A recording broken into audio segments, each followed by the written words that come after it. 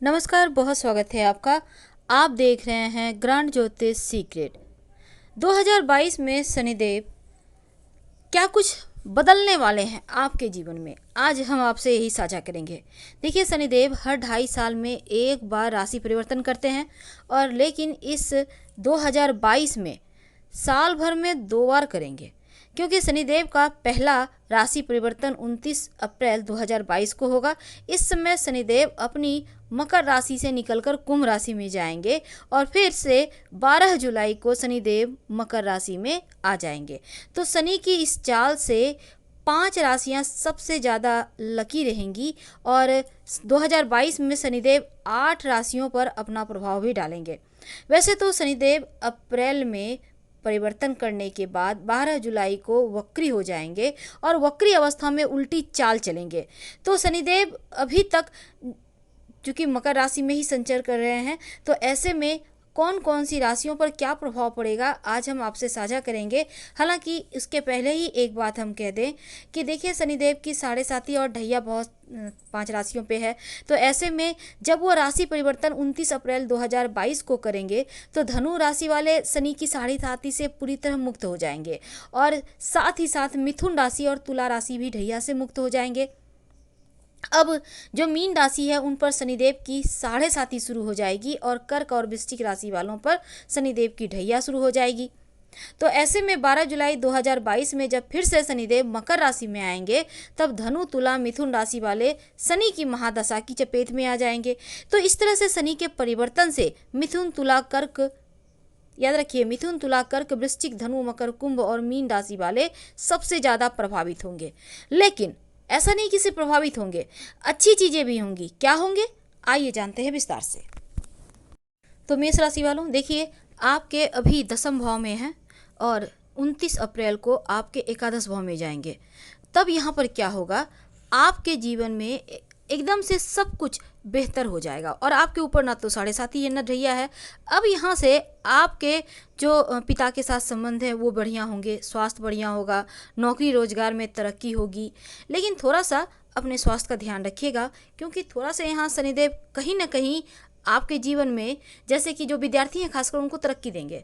पढ़ाई लिखाई खूब मन लगा के कीजिए, क्योंकि प्रतियोगिता परीक्षा वगैरह में सफलता प्राप्ति के योग बनाएंगे, और सस नामक महापुरुष राजयोग बनाकर चलेंगे।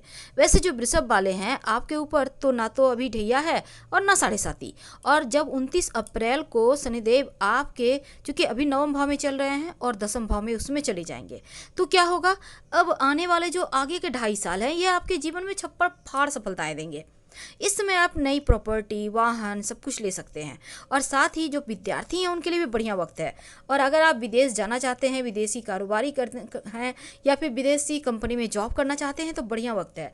समय का फ़ायदा उठाइएगा, क्योंकि इस समय सस नामक महापुरुष राजयोग बनाकर चल रहे हैं, और 2025 तक का वक्त आपके लिए बढ़िया है, तो इसका फ़ायदा तो उठाना होगा। जो मिथुन वाले हैं, आपके ऊपर जो ढैया चल रही है 29 अप्रैल 2022 को समाप्त हो जाएगी, और शनिदेव आपके जो मिथुन वाले हैं, आपके अभी वर्तमान में अष्टम भाव में है, कष्ट में है आप। लेकिन जैसे ही भाग्य भाव में जाएंगे, तब एक बार फिर से आपके जीवन में खुशियां आपको मिलने लगेगी।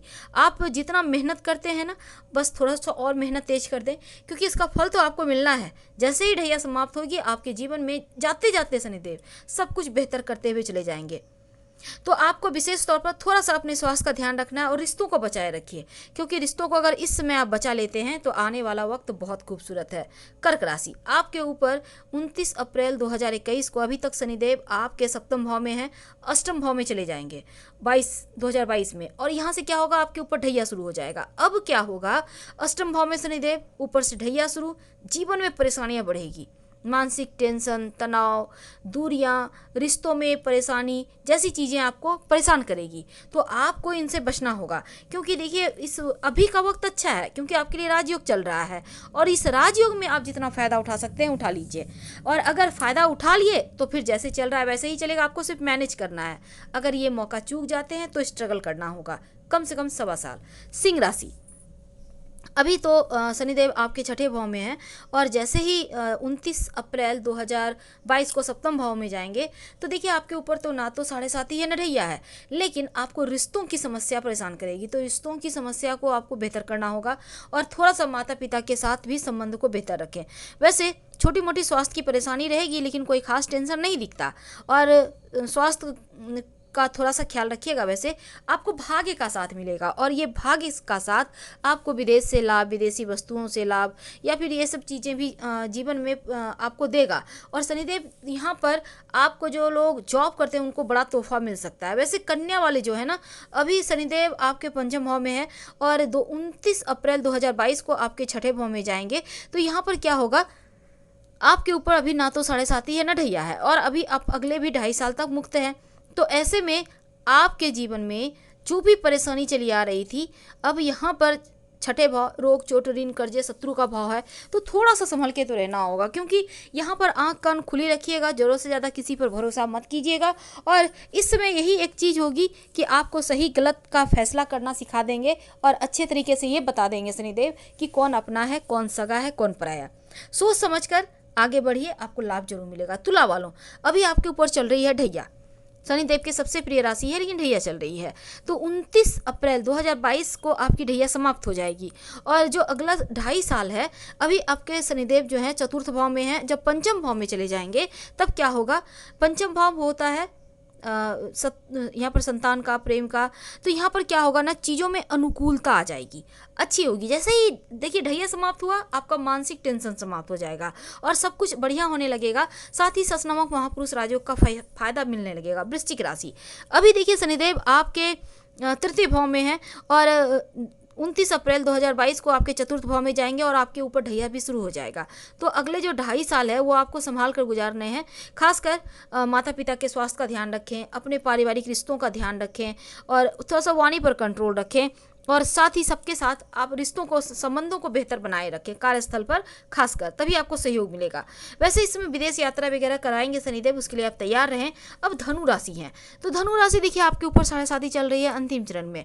अब शनिदेव 29 अप्रैल 2022 को जैसे ही आपके तृतीय भाव में जाएंगे, आपकी साढ़े साती समाप्त।